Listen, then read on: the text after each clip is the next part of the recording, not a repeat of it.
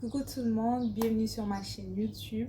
Alors aujourd'hui c'est simple, on va parler acné et cette vidéo sera scindée en 3 étapes. Vous allez comprendre pourquoi. Alors l'acné c'est quoi? L'acné c'est une atteinte du follicule pilosébacé qui peut être primitive ou secondaire à une autre pathologie.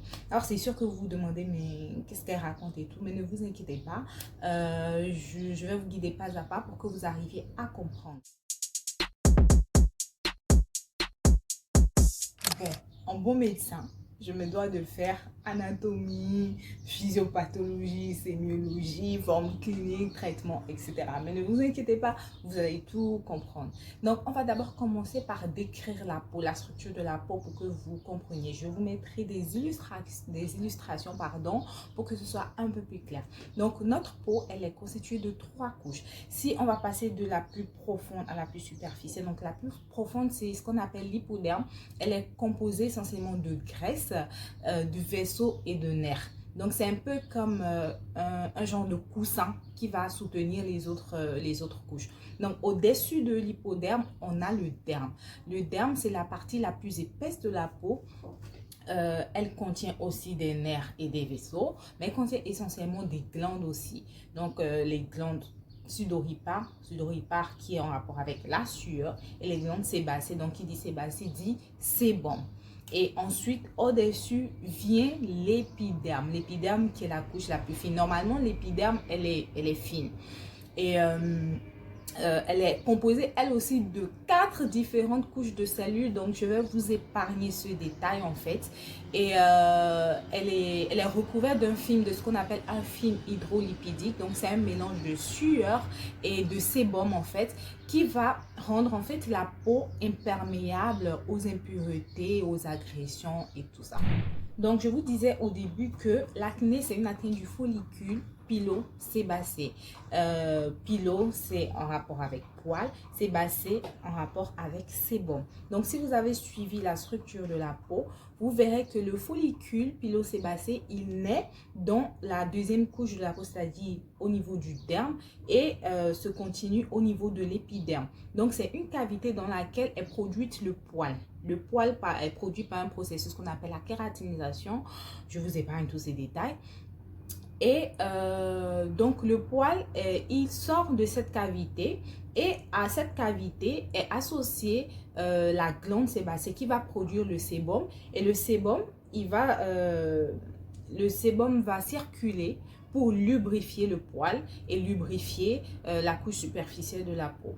Donc, quand on comprend que l'acné, c'est l'atteinte du follicule pilosébacé, on comprend 3 choses.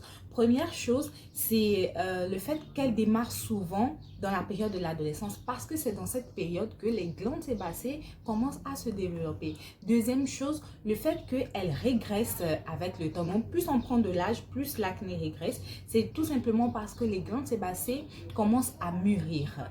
Et troisième chose qu'on comprend aussi, c'est pourquoi elle se développe souvent au niveau du visage, au niveau de cette zone, la zone préthoracique, au niveau de la partie haut du dos, parce que c'est dans ces régions qu'on retrouve le plus de follicules pilosébacés. Maintenant, je vais vous expliquer le mécanisme de développement de l'acné. On a 3 mécanismes principaux. Le premier mécanisme, c'est ce qu'on appelle l'hyperséborrhée. Deuxième mécanisme, c'est ce qu'on appelle l'hyperkératinisation du follicule pilosébacé. Et troisième mécanisme, c'est l'inflammation due à une bactérie qu'on appelle Propionibacterium acnes. Et en quatrième position viennent plein d'autres facteurs. Ne vous inquiétez pas, je vous expliquerai tout en détail. Donc, le premier mécanisme dont on a parlé, c'est l'hyperséborrhée. Hyperséborrhée, qui veut dire en langage terre à terre, production élevée de sébum. Normalement, on produit bien évidemment du sébum, et la production de ces sébums dépend de ce qu'on appelle les androgènes. Parmi ces androgènes, on a la dihydrotestostérone. Donc, même nous les femmes, on en produit en quantité minime, mais on en produit quand même.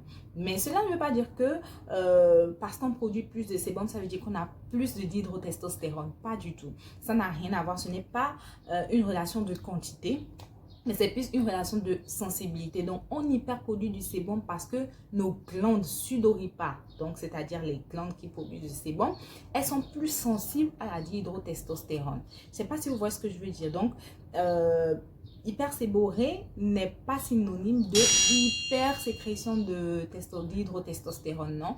C'est juste que nos glandes, elles sont plus sensibles à cette hydrotestostérone. Sauf dans les cas d'acné secondaire dont je vous ai parlé furtivement. Dans ce genre de cas, il y a des maladies qu'on appelle hyperandrogénie et ces femmes sécrètent beaucoup d'androgènes. Donc secondairement, elles sécrètent un peu plus de sébum également et feront de l'acné bien sûr, mais ce n'est pas ce dont on va parler aujourd'hui et ce n'est pas le cas de tout le monde en fait. Ce genre de cas, il est rare. Donc retenez hyperséborrhée, c'est hypersécrétion de sébum. Et donc, quelle sera la conséquence de cette hyperséborrhée? En fait, le fait que le sébum sera produit en quantité importante, en fait, il va dilater la glande dans laquelle elle est produite. Donc, la glande va se distendre. Vous avez bien vu la structure de la glande.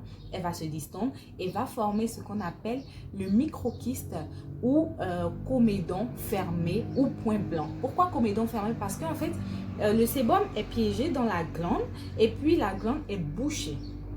Elle est bouchée, donc c'est pourquoi on parle de comédon fermé. Et quand c'est bouché, vous aurez à l'extrémité ce qu'on appelle le point blanc. Donc c'est pourquoi hyperséborrhée est synonyme de microkyste, est synonyme de comédon fermé, est synonyme de point blanc. Le deuxième mécanisme dont je vous ai parlé, c'est quoi? C'est l'hyperkératinisation.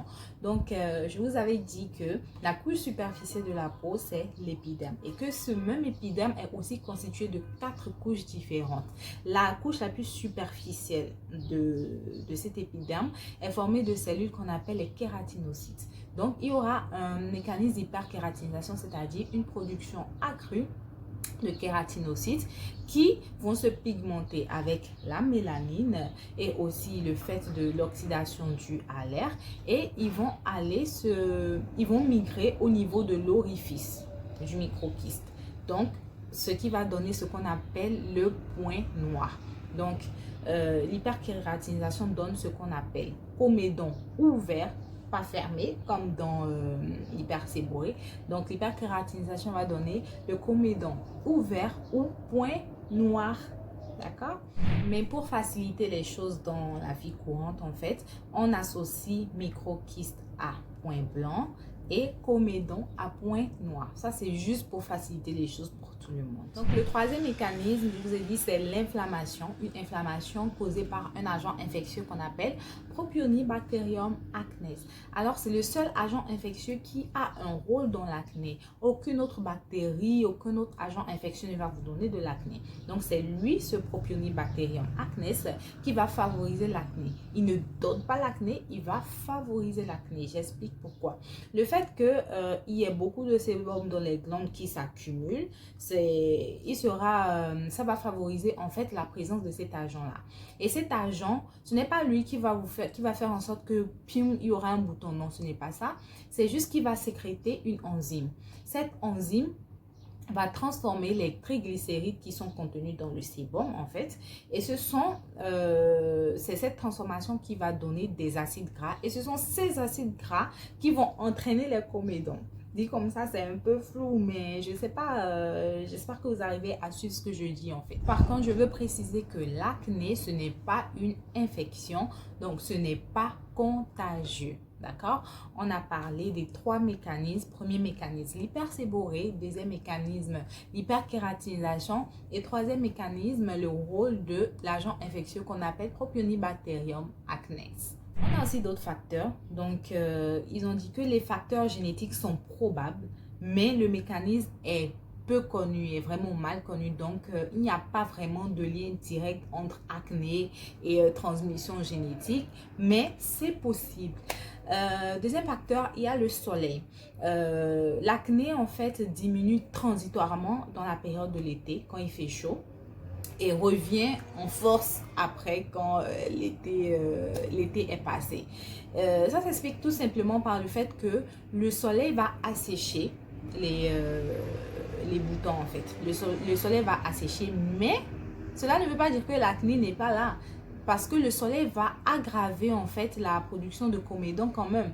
Donc, c'est juste que le fait qu'il assèche ses comédons font qu'on a l'impression qu'on ne voit pas. Et j'en suis la preuve, moi, en été, ma peau, elle a l'air lisse. En fait, je ne fais pas d'acné comme ça. Donc, maintenant, scientifiquement, le rôle de l'alimentation n'a jamais été prouvé dans le mécanisme de l'acné. C'est-à-dire que scientifiquement, ils disent que l'alimentation n'a rien, mais rien à voir avec le mécanisme de l'acné. Mais je pense que c'est individu dépendant, franchement. Parce que moi, personnellement, il y a un certain nombre de choses qui me font faire des poussées d'acné. Et parmi ces choses-là, il y a le sucre. Faut savoir que moi, personnellement, je consomme pas vraiment de sucre. C'est-à-dire, ce n'est pas que je prends jamais de sucre, hein, j'en prends une fois en passant comme ça, mais j'en consomme pas trop. Mais une fois que je commence à en consommer de manière récurrente, je fais une poussée d'acné à coup sûr. Donc, je dis pas que genre, parce que je vais prendre un chocolat, je vais faire de l'acné, ou quand je vais prendre une glace, je fais de l'acné. Non, pas du tout. Mais quand j'en prends, prenons un exemple, par exemple, aujourd'hui, je consomme du cake, un petit cake là, un peu sucré. Demain, je prends du chocolat. Après, demain, je prends de la glace et tout, un petit McFlurry au McDo, blablabla. Je vous assure que dans 4 jours, au bout de 4 jours, en fait, j'aurai une poussée d'acné. Ça, là, c'est à coup sûr. Donc, ça fait partie aussi des raisons pour lesquelles je ne consomme pas de sucre. Donc, je pense que la science dit des choses, mais sur le terrain, ça peut être un peu différent, vous voyez. Maintenant, en termes cliniques, vous allez souvent entendre parler de acné rétentionnel, acné inflammatoire. Donc, ce que ça veut dire? Ça veut dire juste que pour faciliter la reconnaissance, en fait, le diagnostic, on classe les lésions dans 2 sous-groupes qu'on appelle acné rétentionnel, acné inflammatoire. Donc, tout ce qui sera acné rétentionnel, ce sont les microkystes et les comédons. Et tout ce qui sera acné inflammatoire seront les nodules, les papules, les pustules, en fait, genre en langage courant, vos boutons qui vous font mal, qui au bout, vous avez du pus en fait, et puis c'est douloureux et tout. Donc, tout ça sera classé dans acné inflammatoire et les autres seront classés dans acné rétentionnel. Maintenant, on va parler des formes d'acné. Donc, la forme la plus courante, c'est ce qu'on appelle l'acné polymorphe juvénile ou l'acné vulgaire juvénile. Elle commence souvent dans la période de l'adolescence. Elle commence d'abord par l'apparition d'une hyperséborrhée, c'est-à-dire qu'on aura un visage gras, luisant, et après ça, maintenant, vont venir s'ajouter tous les types de lésions, pardon. Donc, les microkystes, les comédons, les nodules, les pustules, tout ce que vous voulez. Donc, ça, c'est l'acné typique de l'adolescent. Et elle se localise souvent au visage, au torse, la partie haute du dos. Donc, voilà un peu la forme la plus courante d'acné qu'on voit. À part la forme la plus courante dont on vient de parler, on retrouve des formes sévères. Ces formes sévères, on retrouve ça plus souvent chez les hommes, en fait. Et il y a les acnés nodulokystiques, acné conglobata et acné fulminans. Donc, on va d'abord parler de l'acné nodulokystique et conglobata. Ce sont des formes d'acné qui sont très profondes, en fait. Elles sont diffuses. Vous allez retrouver sur le visage en quantité énorme, sur le tronc, sur le dos, parfois même sur les membres. Et vous avez de gros nodules qui sont douloureux. On a des macrokystes par les microkystes que nous, là, on a. Donc, des macrokystes avec des pustules, des nodules. Et ça donne souvent des cicatrices qui peuvent être vraiment irréversibles. C'est vraiment une galère pour ces personnes. Ensuite, il y a ce qu'on appelle l'acné fulminant. C'est une acné mais vraiment très rare. Elle peut subvenir de manière spontanée ou suite à la prise d'un médicament. C'est pourquoi il faut faire très attention avec les traitements que soi-disant tel ami a pris pour l'acné, qui a marché pour lui. Franchement, ne vous automédiquez pas en matière d'acné. Il faut suivre un dermatologue qui va vous prescrire le traitement adapté. Parce que ce genre d'acné, c'est vraiment très grave, c'est un état d'urgence. Vous retrouverez avec de gros nodules suppurés, nécrotiques, hémorragiques. Donc, les lésions vont se nécroser, vont saigner et seront vraiment profondes. Et en plus de ça, vous ferez de la fièvre, vous ferez des arthralgies, donc c'est-à-dire des douleurs aux articulations. Vous serez anorexique, vous allez maigrir. Franchement, c'est c'est vraiment un état d'urgence, hein. On vous hospitalise en urgence, on vous met sous traitement et on arrête le traitement que vous avez pris, pardon. Donc, il faut faire vraiment attention à l'automédication. On se retrouve aussi parfois avec des nouveau-nés qui ont de l'acné. C'est tout simplement dû aux androgènes maternels qui sont passés à travers le placenta.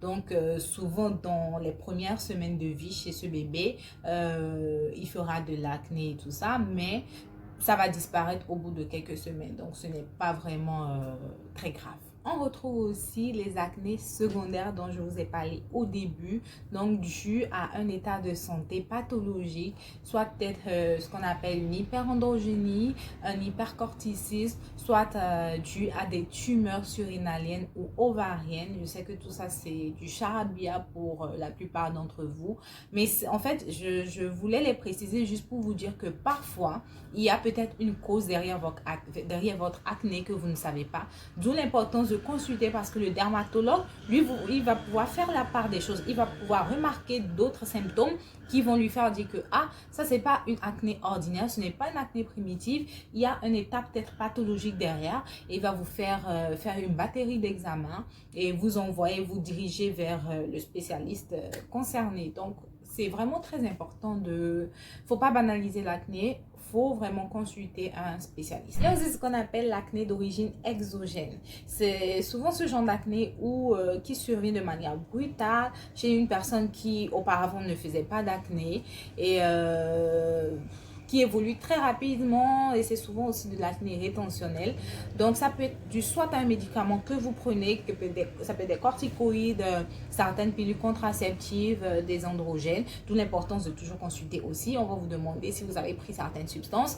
Il y a aussi des cosmétiques qui sont comédogènes, donc il faut vraiment faire attention au type de cosmétiques qu'on applique sur son visage, le type de maquillage et tout ça.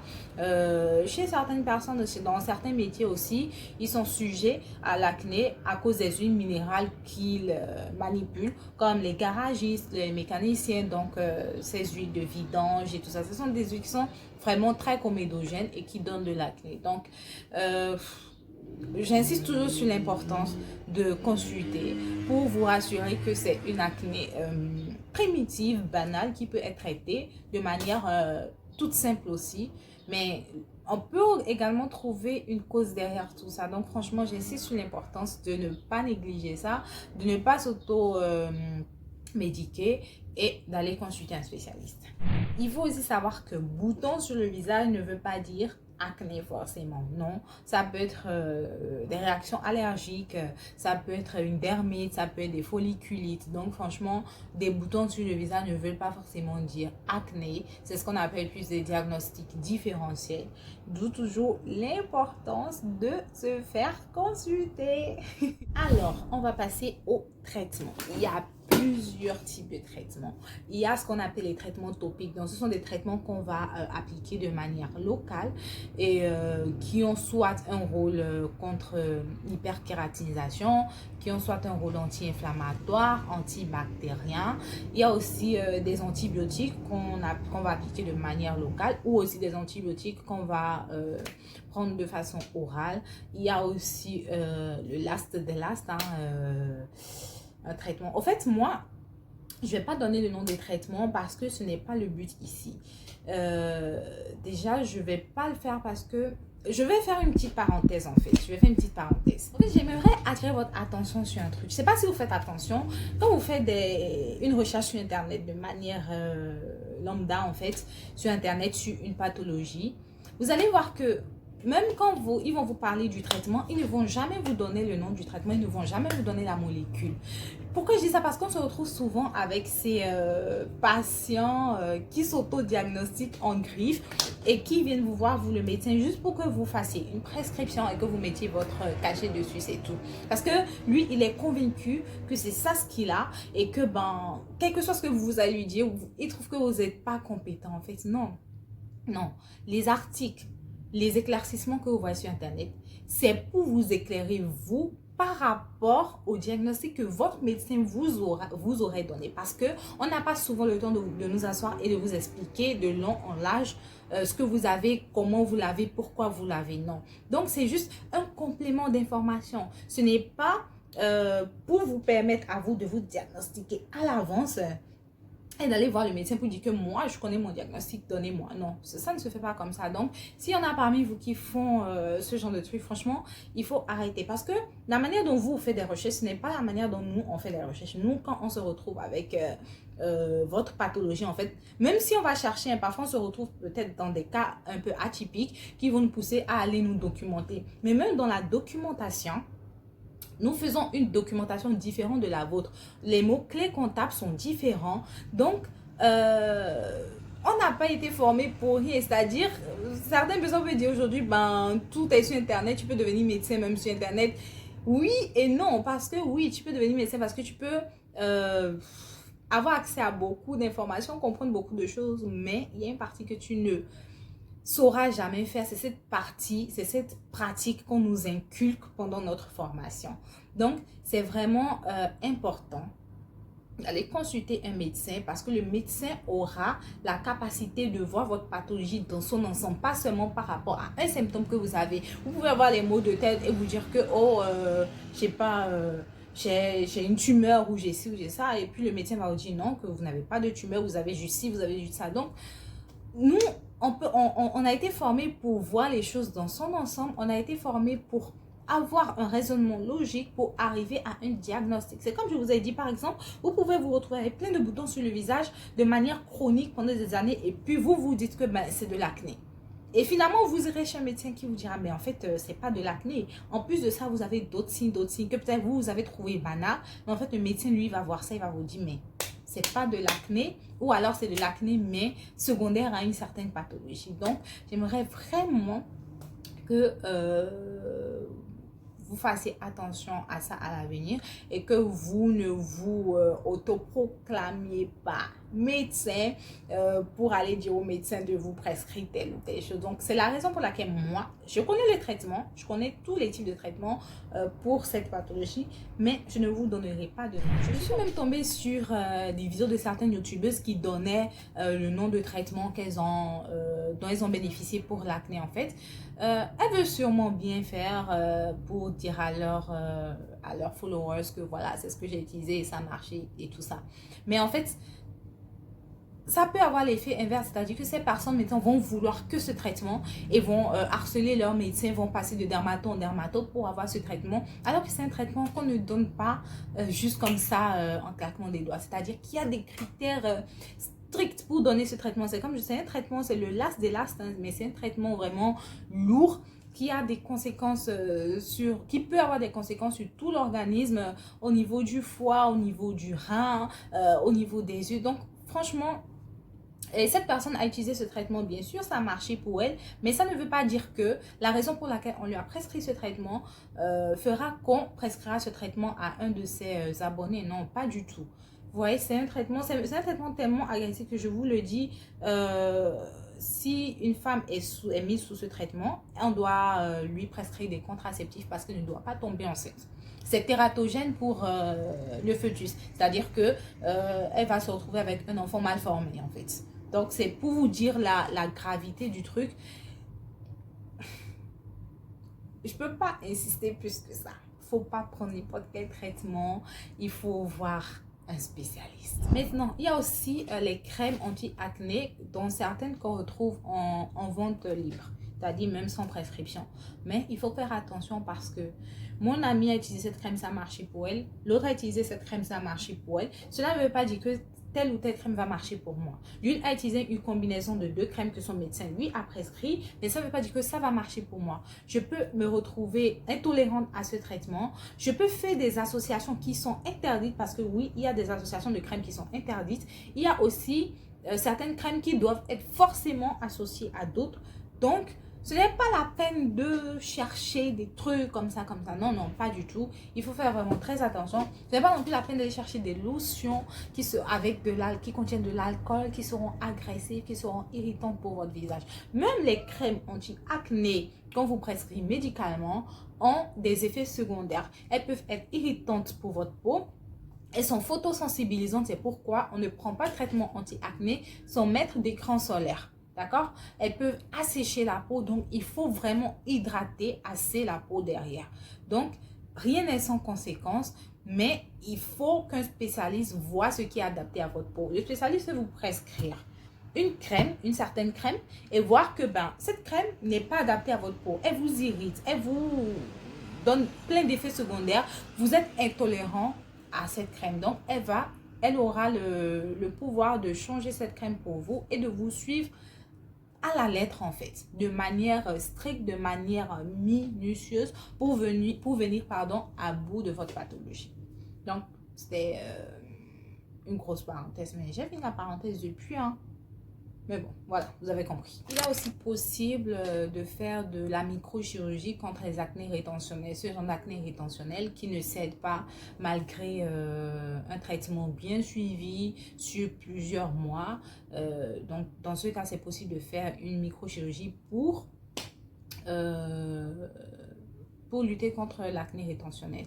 À part ça aussi, il y a des règles de base à suivre, c'est-à-dire laver son visage avec un savon mais vraiment doux, pas agressif, hydrater sa peau, voilà, utiliser des produits non comédogènes, donc faire attention à un certain nombre de produits qu'on utilise. Voilà en gros le mécanisme de l'acné, l'histoire de l'acné et tout ça, tout ça. Il y a aussi des traitements qui sont inefficaces, voire inactifs sur votre acné. C'est le fait par exemple de vous dire que vous allez vous dégraisser la peau fréquemment, laver votre visage fréquemment, tout ça, ça. Non, là vous aurez l'effet inverse.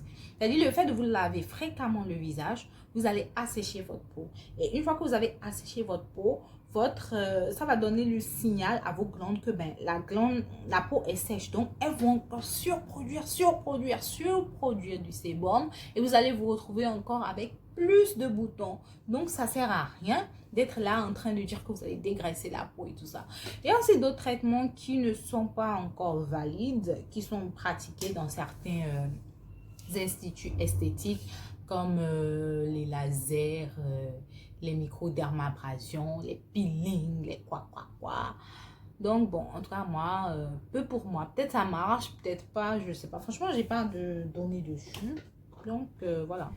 Donc en gros, le traitement de l'acné vous sera prescrit en fonction du type d'acné, de l'intensité et de la gêne occasionnée. Donc par rapport par exemple à moi, mon acné, l'acné, j'ai une acné vulgaire. D'accord? J'ai une acné vulgaire qui a commencé à l'adolescence et qui est censée partir depuis, mais qui est toujours là. Alors moi, en fait, on va faire son langue de bois. Je fais des poussées d'acné. Quand, par exemple, j'ai mes règles qui approchent, donc en période de règles. Des poussées d'acné quand je prends une certaine quantité cumulée de sucre. Des poussées d'acné quand je suis en stress. Quand je stresse, j'ai de l'acné.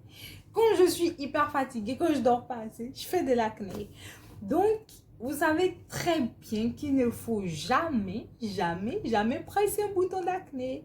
Mais entre le médecin qui donne des conseils et la personne humaine, il y a un grand pas. C'est-à-dire que moi, je vais donner ce genre de conseils.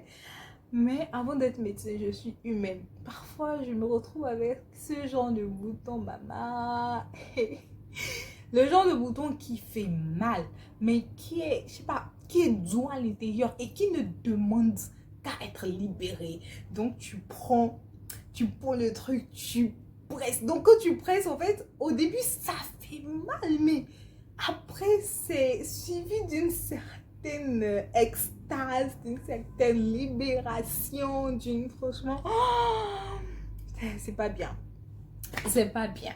Donc, alors, moi déjà, faut savoir qu'en vrai, l'acné en soi ne me dérange pas parce que je ne fais que des poussées. C'est-à-dire que je n'aime pas l'acné tout le temps. Je fais des poussées en fonction de certaines circonstances. Donc, l'acné en soi ne me dérange pas, mais ce sont les taches qui me dérangent. Et les taches, il faut les éviter. Et pour les éviter, il ne faut pas casser les boutons. Mais moi, je casse les boutons. Donc, en fait, c'est ma faute. C'est ma faute. Donc, j'ai pris une résolution. Parce que il est temps que tu grandisses. C'est bon, ça suffit maintenant. Ça suffit. Parce que je ne prends pas soin de mon visage. Je vous assure, je vous dis la vérité. Pourquoi? Parce que de un, j'aime pas mettre des trucs sur mon visage. Ma peau est tellement sensible qu'un petit truc de rien du tout va entraîner une réaction derrière. Donc, je ne mets rien sur mon visage, même pas ma pommade de corps. Je ne mets pas de pommade sur mon visage. Je ne mets pas d'éponge sur mon visage. Je lave mon visage seulement avec le savon et l'eau. Je ne passe rien, sauf le maquillage. Encore que le maquillage, je me maquille une fois par semaine, hein. Le dimanche quand je vais à l'église, c'est tout. Et encore, il est vraiment léger. Donc, bon, dernièrement, j'ai commencé un peu à me maquiller un peu plus pour vous faire ces petites vidéos-là. Ben, je ne vais pas apparaître juste comme ça, quoi. Donc, il faut comprendre. Mais voilà, je ne mets rien sur mon visage. Et depuis quelques années, bien sûr, par contre, j'ai commencé à mettre l'écran solaire pour lutter contre les rayons du soleil. Et franchement, ça marche du tonnerre. Ça marche du tonnerre. Franchement, la vidéo sur les écrans solaires, elle va venir. Franchement, c'est ce que j'ai pas assez de temps, mais je vous la ferai. C'est vraiment très important. Donc, Fumi ne prend pas soin de son visage. Fumi n'applique rien sur son visage. Fumi ne fait pas de gommage, ne fait pas de masque, n'hydrate pas sa peau. Je comprends pas. Non, moi, c'est juste le fait que j'ai un problème avec ce qu'on appelle routine. Quand tu me dis routine, je sais pas, il y a un truc qui se déclenche dans ma tête. Je sais pas, c'est mon subconscient et tout. Parce que routine égale faire ses devoirs, faire exercice, faire quelque chose que tu es contraint de faire. Du coup, il y a un mécanisme bizarre qui se déclenche dans ma tête et je fais pas. Je suis pas. Voilà. C'est le problème que j'ai. Donc maintenant, j'ai décidé de prendre soin de ma peau. Par contre, oui, j'ai eu recours au traitement contre l'acné. Le traitement basique, hein. La première fois que j'ai consulté, peut-être ça fait 7 ans, j'ai consulté, j'ai eu 3 à 2 crèmes topiques et puis un antibiotique oral. Et ça a vraiment marché.